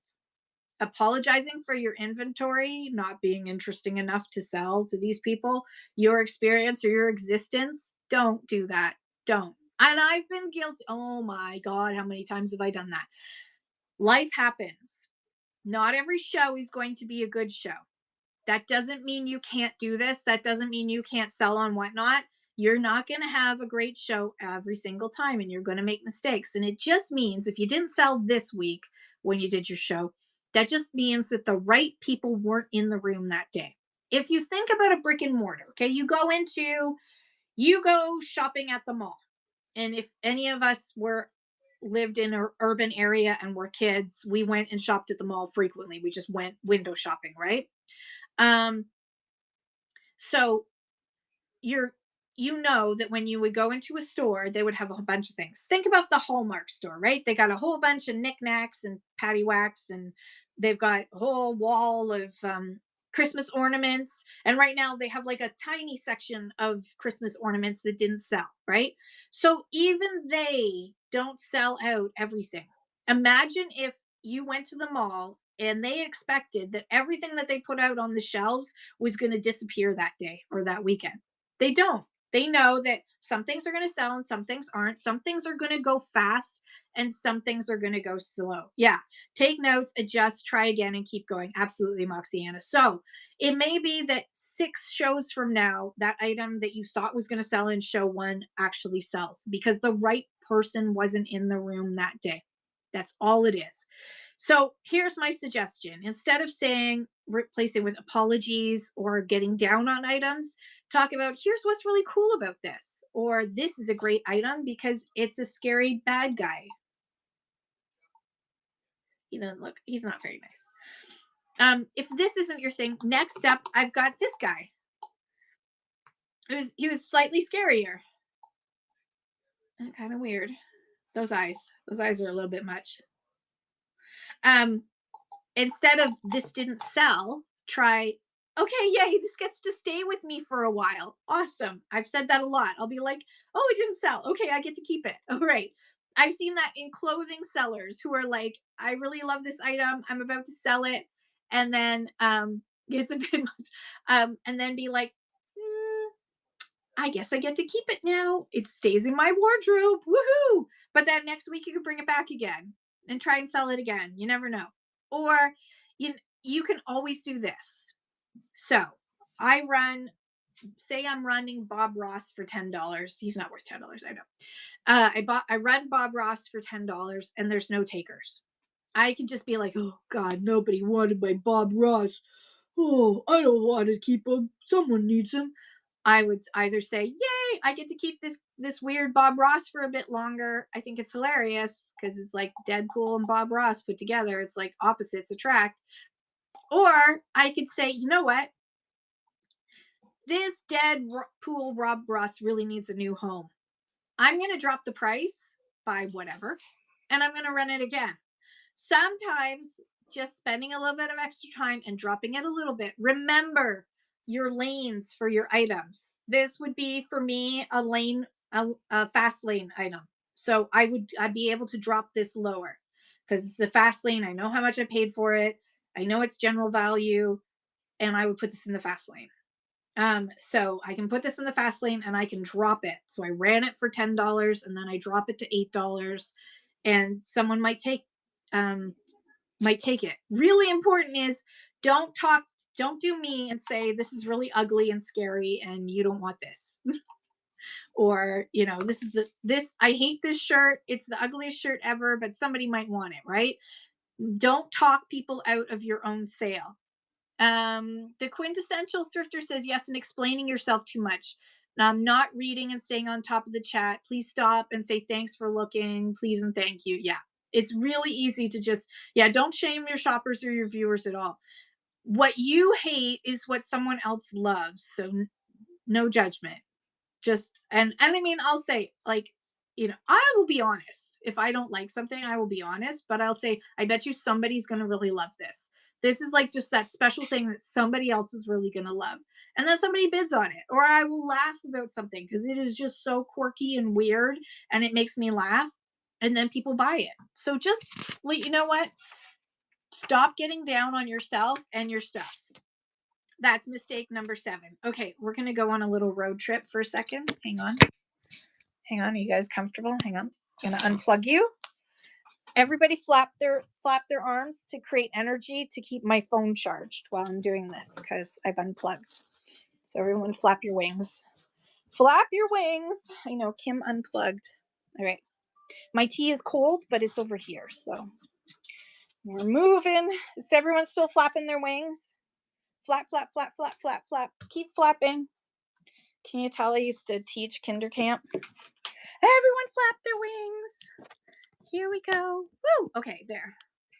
All right, you're back. Now, the most important thing. You can now stop flapping your wings. Thank you, everybody. I stayed at 100% because of you. I appreciate you so much. Thank you. Okay. Oh, I talk too much. Okay.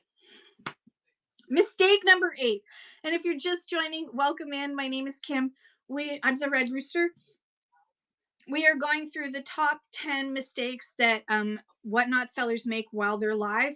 I'm sure there are a lot of other mistakes too, but these are the ones that get talked about the most on social media and on whatnot information. Anyways, so mistake number 8, and this is available on YouTube, by the way.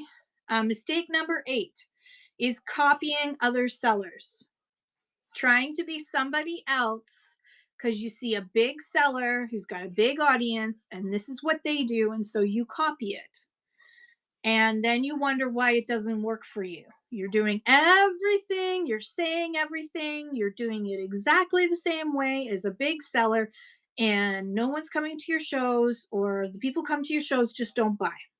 But you're doing everything the same. That's because it's not you. You do not need their audience. You need your own people, and you need to build your own people. Hello, megahertz. So whatnot, you need to find your own people. Find your vibe. Find your own vibe. I always say, like, I'll say, this is what I suggest, but if you don't want to do that, you be you, boo. You be you. It's so important for you to be yourself because you cannot sustain trying to be the Hodgepodge Place or Joe Hollywood or whoever else. You can't be that. Okay.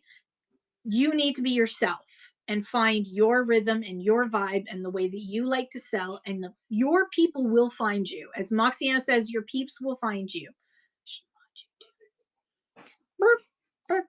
So find your vibe, find your tribe. It takes time to build a community on Whatnot. It doesn't happen overnight. Whatnot has every type of personality. Every neurodivergence is on Whatnot as the sellers and buyers. Every type of personality is on Whatnot, sellers and buyers. There are enough viewers for everyone, and Whatnot Canada is growing so fast. There are so many new people coming on board, and they are looking for people like them that they can connect with. This is what live selling is about. This is shoppertainment, but it's also community connection. And you need to make that personal connection with people. You can't do that if you're pretending to be Joe Hollywood. No shade on Joe Hollywood. He's a lot of fun, but he's him. No one else can be him.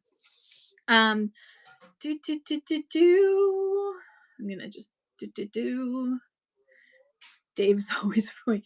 Pac-Man Girl says the only way to be you and people get to know you better. Yeah, I've counted 18 different categories of people. That's interesting. Thank you. Thank you, Dave from Alberta. Everyone follow Dave from Alberta, who's one of my mods. I love you.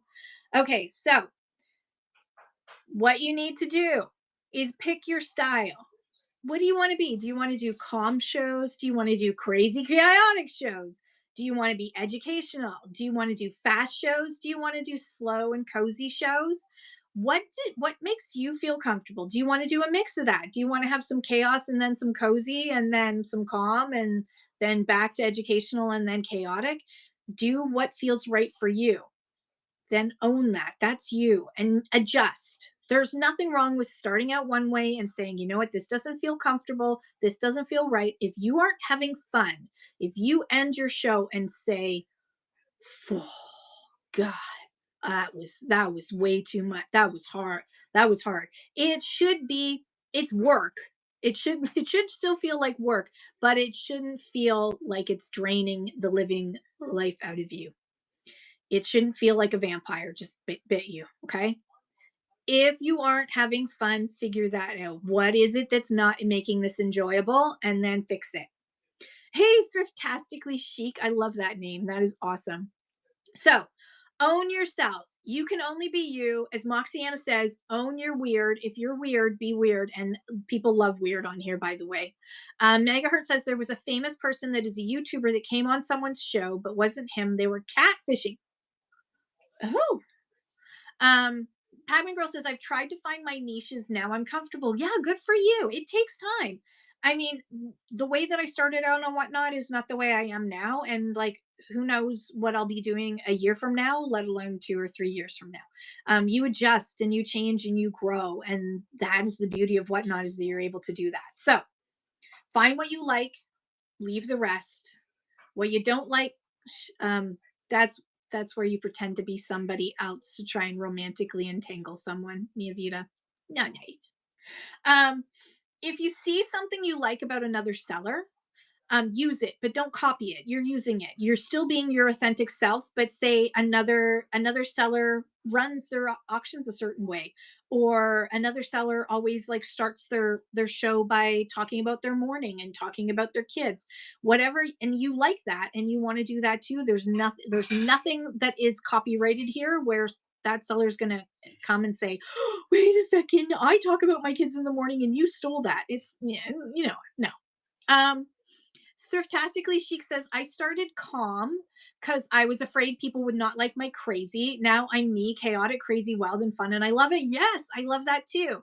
Um, Moxie Anna says everybody could be selling the exact same thing, and it won't be the same because you are unique in your style. Part of what people are buying is you. They're not just buying the item, they're also buying you. Exactly, Moxie Anna. Megahertz says your platform grows, but also does the seller. Yeah, absolutely. Yeah, Pac-Man Girl, you just try different things and have fun. Absolutely. Switch categories if you want to. There are only so many categories that are gated, but there are lots of categories to try out. As Thriftastically Chic says, and you will find your people. Yeah, find your vibe, find your tribe. People will come and they'll come back because they know you're being yourself. And that's what people love. Authenticity, especially in this day and age with so much AI generated crap. People are looking for authenticity. They're looking for real people doing real things, having real talk where they can really feel like they're interacting with a human. The the the AI, that's why I refuse to. I mean, I'll probably, who knows, it might be like not investing in Apple, but I think that AI's got a bubble going right now, and it's going to burst financially. Burst. Okay. It takes time to build. Am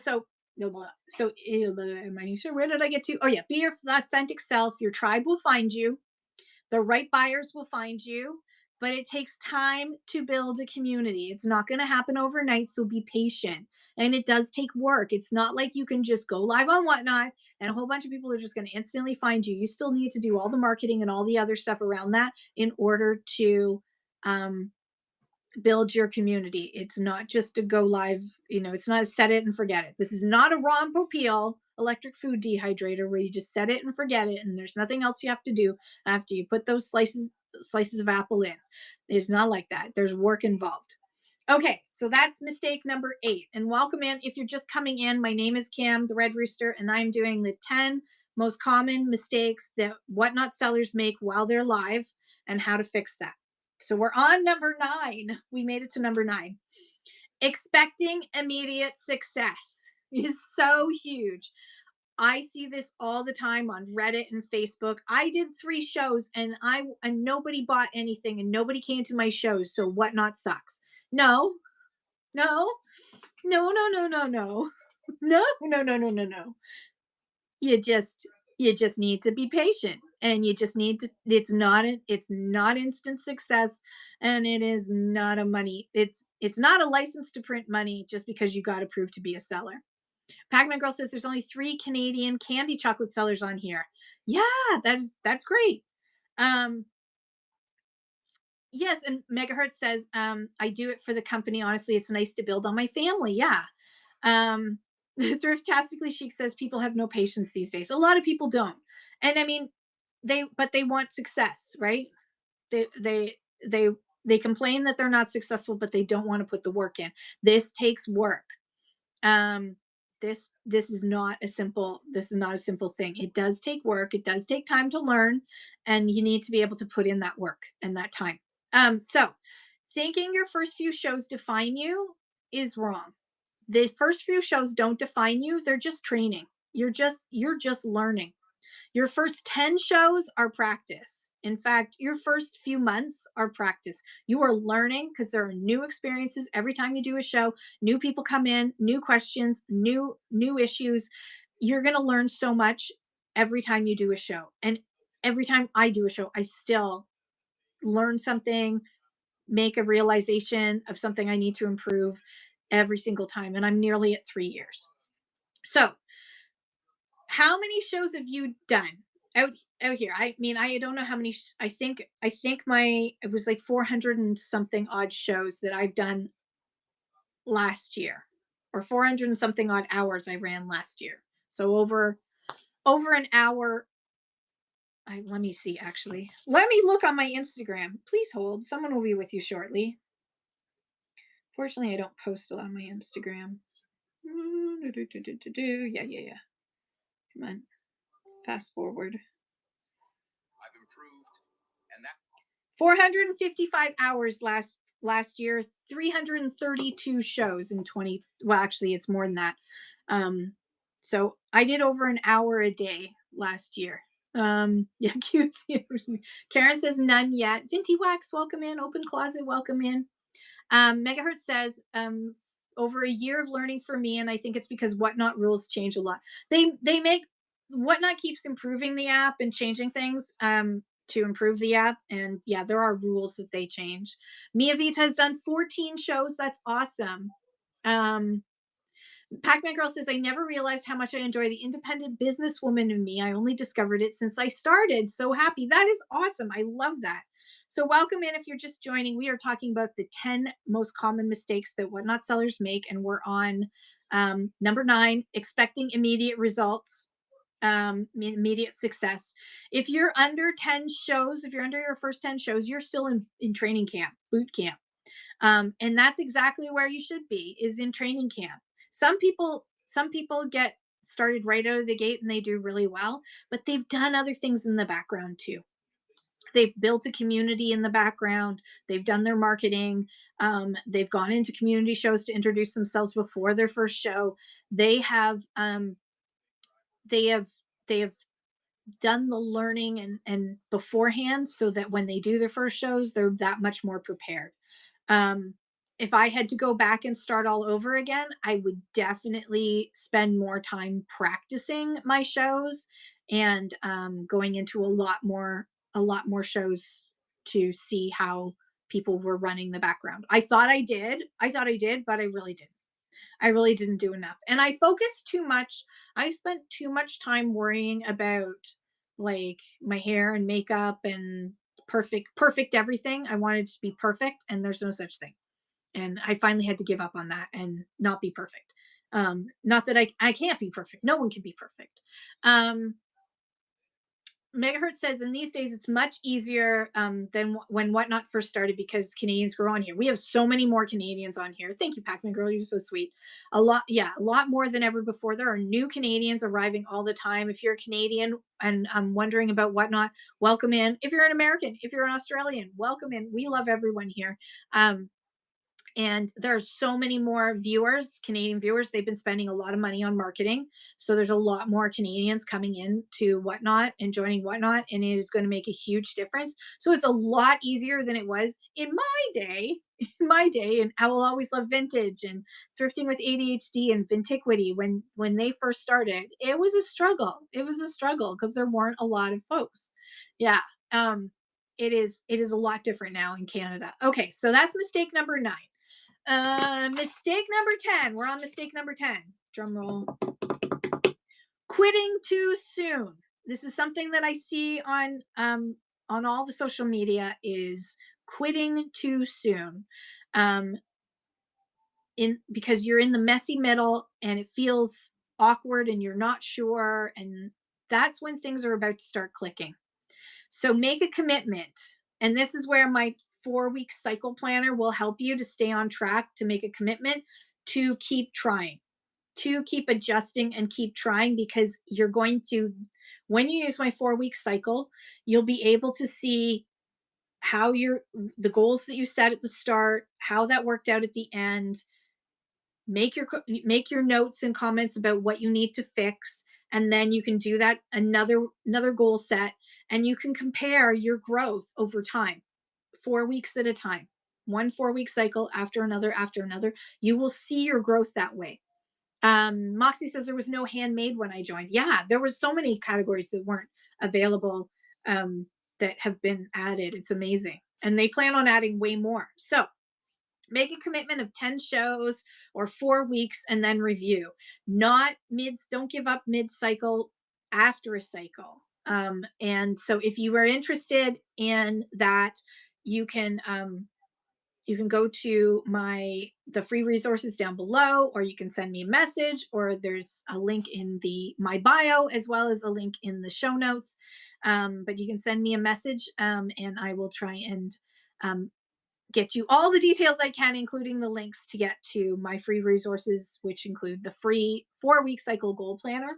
And that, I think, will help you to not give up before the magic happens, because it does take time. And I see a lot of people just give up before they've actually given it a chance to work. And so give Whatnot 2, 3, 4, 6 months. 6 months is where statistically Whatnot's staff have seen the metrics, and they know that around 6 months is when the real spark happens.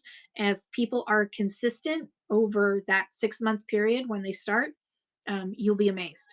Pac-Man Girl says, my man started because I believed in Whatnot and talked so positive, but he sent a parcel to the wrong person. He's so hard on himself for the mistake. Yo, Lemaire, merci. Welcome in, everybody. Welcome. Thank you so much for the raid. Lemaire, I'm going to moderate you so you can make an announcement about what you have coming up. Okay, so here's your homework. We've done all 10. Here's your homework. Pick one mistake from today that you've heard, just one, and make your focus for the next 4 weeks. Your goal to work on no longer making that mistake in your live shows. Small improvements are what you're trying to go for. When you make small improvements repeated over time, they become a massive change. You're not behind. You are not bad at this. You are not failing at Whatnot. You are learning a skill. Live selling is a skill that didn't exist 10 years ago. Karen, you can go to my YouTube channel, and it's this whole show will be there for you to rewatch. And my YouTube channel information is in my profile as well as in the show notes. And I think I have a link in my free resources as well. So you are not bad at this. You can just send me a DM and I'll send you the link. We're all learning this together. Whatnot keeps evolving and becoming better, and so there are new features and new functions that they bring on board that make it even more fun and exciting for us to be selling on here. So there's always learning that you have to do. Oh, thank you, Megahertz, you're so sweet. Hello, Peacock. So I'm really, really glad that you were here with me to learn this. Thank you so much. Honestly, I'm really proud of all of you just for coming to learn about this stuff. I think it's going to be awesome. You're going to do great. If you are thinking, I don't want to do Whatnot because I'm afraid of X, then send me a message and let's talk about it. I want to help you get over your concerns and become an amazing Whatnot seller. Whether you want to be a part-time Whatnot seller, a full-time Whatnot seller, or something in between, it is all possible on here. Okay, so last call for questions and to share your shows. And then we are going to be raiding into, today is the True North Strong raid train that is being run now by the wonderful Vintiquity, Nuria. I did put who was on for each of the times. So it looks like we are going into, if I'm correct, Nana's Nifty Thrifting is on right now. And the True North Strong raid train is all Canadian sellers. Jamia Vita, just say when your next shows are. Sleek Styles, how do you run random items? To run random items, what you want to do is create a group of listings. So let me see if I don't have any anymore. I deleted them all because I changed how I sell because I'm using custom shipping. Anyways, so what you want to do is create, say you're going to have items, large, medium, small items. So different weight categories. You're going to create 3 different items, and you're going to have, say, the quantity being 250 for each one. And then you're going to just put in that this is random pull clothing or random pull makeup. And then put in the description that as seen live, check your video receipt. Put the condition as like fair or damage, depending on what it is. And then you want to just have multiples of the different weight categories. And then when you pull something up, you can quickly weigh it, have a weigh scale beside you, weigh it, and then pin that weight category and then run it. So pin, talk, run. So you're going to figure out what the weight category is by weighing the item, and then you're going to pin, talk, run. Okay, let me just catch up here. So yeah, to share your shows Mia Vita on here, you just want to say, I have a craft supplies show this Friday, 9 a.m. Eastern, please bookmark, that sort of thing. A Cobweb is on right now, 11 to 12. Are we slightly off, or, oh, I know. I'm on Atlantic time, aren't I? I wrote down Atlantic time. That's why. Megahertz says having a fast show tomorrow with everything else with random items. And yes, I'm doing a show afterwards. NES games. Ooh. Moxiana says, I've been a casual seller for about 3 years. However, very active in the Whatnot community. Whatnot has been the best community. Thank you, Kim, for sharing and caring. Love you, Moxie. Sarsaparilla, how are you? Pac-Man Girl says candy chocolate shows and buy one bag, get one free show, and variety shows coming up soon. Please follow. I love it. Hey, Lydia, I just joined the show. Is there a charge for running a show? No, there is no charge. Whatnot does have commission fee and a payment processing fee that they charge when you sell the item, but there's no charge for actually running a show. Otherwise, I wouldn't be able to afford to do these community shows. Sarsaparilla is doing a showgirl show. Please bookmark sequins and feathers and spicy things. Ooh, the life of a showgirl?